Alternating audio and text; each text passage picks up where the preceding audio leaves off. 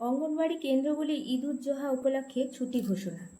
অঙ্গনওয়াড়ি কেন্দ্রগুলির ছুটির তালিকা সংক্রান্ত 12/12/2025 তারিখের 4077 ICDM DTE নম্বর আদেশের আংশিক সংশোধন স্বরূপ পূর্বোক্ত চিঠিতে উল্লিখিত 27শে মে 2026 বুধবার এর পরিবর্তে 28শে মে 2026 বৃহস্পতিবার ঈদ উজ জোহা উপলক্ষে ছুটি হিসেবে ঘোষণা করা হলো।